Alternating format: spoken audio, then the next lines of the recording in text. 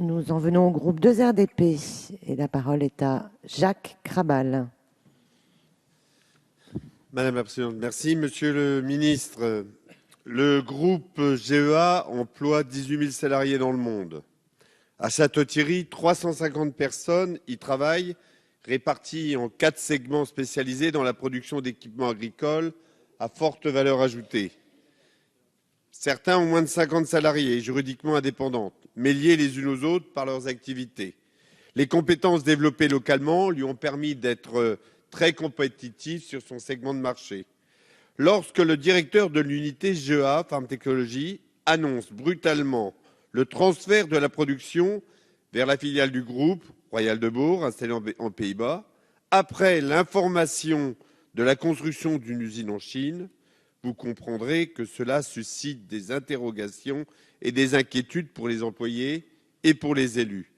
Nous savons bien que ces transferts d'activités envisagés préfigurent souvent des délocalisations et des fermetures d'usines. L'État, tout comme les collectivités locales, pas plus que les salariés, ne sauraient être mis devant le fait accompli sans explication. C'est pourquoi, Monsieur le Ministre, nous vous avons sollicité pour organiser une rencontre avec les responsables de ce groupe dans les meilleurs délais. Ce rendez-vous ne semble pas couler de source et pourrait même nous être refusé. Je voudrais souligner ici, Monsieur le Ministre, la disponibilité de vos collaborateurs et la réponse très rapide qu'ils ont engagée avec nous.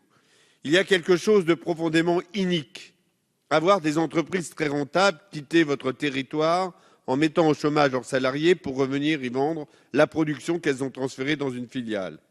Vous comprendrez ma réticence à mettre en œuvre des dispositifs tels CICE, diminution de charges pour les grands groupes et les multinationales qu'ils transforment trop souvent en dividendes supplémentaires versés aux actionnaires, plutôt que de maintenir ou développer l'emploi.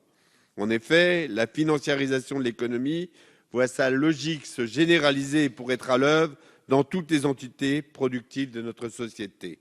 Alors, il est inadmissible de constater cette forme de chantage au déménagement qu'exercent nombre d'entreprises sur le terrain. Aussi, Monsieur le Ministre, j'aimerais que vous puissiez nous indiquer les dispositifs que vous comptez mettre en œuvre pour empêcher ces pratiques qui, tant qu'elles restent possibles, semblent freiner notre redressement productif et notre capacité à réduire le chômage. Merci. Monsieur le Ministre. Monsieur le député Jacques Krabal, je vous remercie de votre question. La sous-préfète de votre arrondissement, je crois, a reçu avec vous le dirigeant du site GEA de Château-Thierry. C'est un site spécialisé dans la branche traite manuelle et ce marché est un peu en difficulté au profit des robots de traite laitière. Alors, les points sur lesquels nous pouvons partager, monsieur le député, c'est qu'aucune décision n'est prise à ce jour. Et il est vrai qu'il y a une réflexion en cours au niveau de l'entreprise, au niveau européen, pour rapatrier la production sur le site en Hollande. Donc ce n'est pas un site à bas coût, mais qui est plutôt restriction des capacités de production.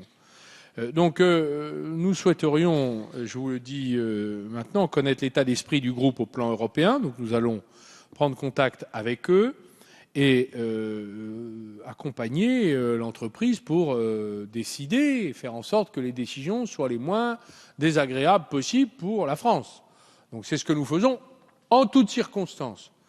Je dois vous dire que les entreprises acceptent de discuter de cela, dès lors qu'on met sur la table les problèmes, qu'on cherche à les résoudre ensemble. Elles apprécient même plutôt que l'État ne soit pas aux abonnés absents, parce que finalement, elles ont plutôt intérêt, elles, à continuer leur développement. Donc, cette méthode que nous avons mise en œuvre avec les commissaires au redressement productif, avec la cellule restructuration de mon cabinet, est une méthode assez éprouvée avec certains résultats assez positifs. Alors, parfois, il y a des échecs qui n'échouent pas, mais on peut considérer qu'il est parfaitement possible de trouver des points d'accord avec des entreprises, surtout lorsqu'elles connaissent des difficultés. Et donc, c'est à nous de trouver les moyens de les passer avec elles. Alors, monsieur le député, je vous donne rendez-vous au prochain rendez-vous et nous vous donnerons les informations qu'il convient, comme nous le faisons traditionnellement en relation avec les élus des territoires.